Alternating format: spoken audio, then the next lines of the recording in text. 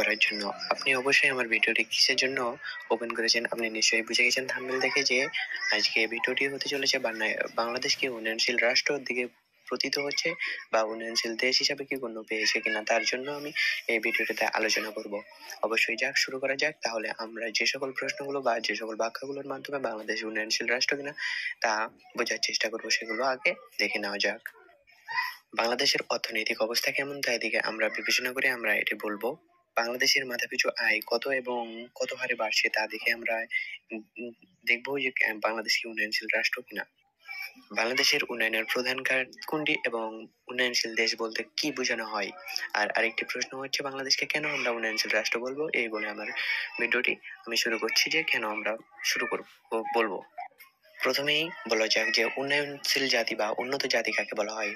বিখ্যাত Adam Smith বলেন, দেশের ধনিক শ্রেণীর পাশাপাশি প্রান্তিক জনগোষ্ঠীর সার্বিক পুঁজির সঞ্চয়কে জাতীয় উন্নয়ন বলা হয়।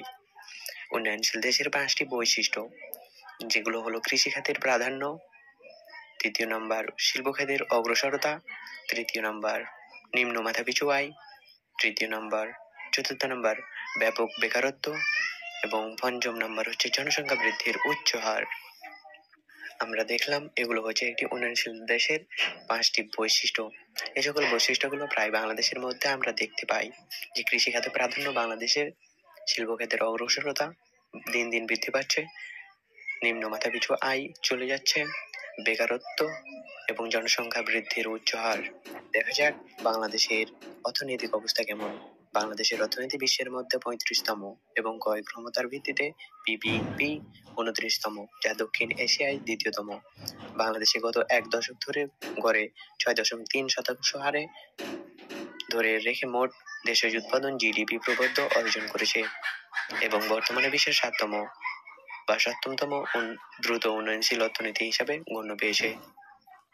এবার আমরা দেখবো বাংলাদেশের মাথাপিছু আয় কত।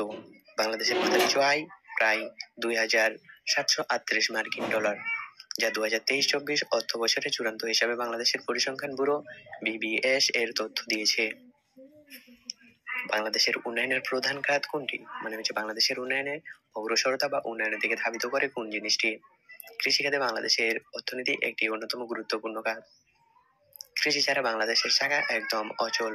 বাংলাদেশের অর্থনীতির একদম ব্যাপক বা ভূখণ্ড নিয়ে গড়ে উঠেছে কৃষি। কৃষির পাশাপাশি অন্যান্য সকল বস্ত্র বা শিল্প খাত উন্নত করছে দিন দিন। বাংলাদেশ অগ্রসর হয়ে চলেছে। বাংলাদেশ অবশ্যই একদিন উন্নয়নের দ্বার প্রান্তে পৌঁছাবে বা উন্নত রাষ্ট্র হিসাবে গণ্য করবে, যেমন উন্নয়নশীল রাষ্ট্র হিসাবে নিজেকে বিশ্বের মানচিত্রে একটি পরিচিত পেয়েছেন। উন্নয়নশীল দেশ বলতে কি বোঝানো হয়। উন্নয়নশীল দেশ বলতে বাংলাদেশের অর্থনীতি একটি প্রধানত উন্নয়নশীল রাষ্ট্র। বাংলাদেশকে আমরা কেন উন্নয়নশীল রাষ্ট্র বলবো। বাংলাদেশকে আমরা উন্নয়নশীল রাষ্ট্র বলবো কারণ এদেশের অর্থনীতি উন্নত দেশের মতো স্থবির বা প্রাথমিক পর্যায়ে নয়। যেসব দেশের মাথাপিছু প্রকৃত আয় উন্নত দেশের তুলনায় কম, কিন্তু ইতিমধ্যে উন্নয়নের সূচক গুলোতে ইতিবাচক পরিবর্তন সাধিত হয়েছে, তাকে উন্নয়নশীল দেশ বলা যায়। আমরা ইতিমধ্যে যে কয়েকটি প্রশ্ন দেখেছি, প্রশ্নের ভেতরে প্রায় বাংলাদেশের সকল গুণাগুণ সম্পূর্ণভাবে প্রকাশ পেয়েছে। তাই বাংলাদেশকে আমরা একটি উন্নয়নশীল রাষ্ট্র বা উন্নয়নশীল দেশ হিসাবে গণ্য করতে পারি।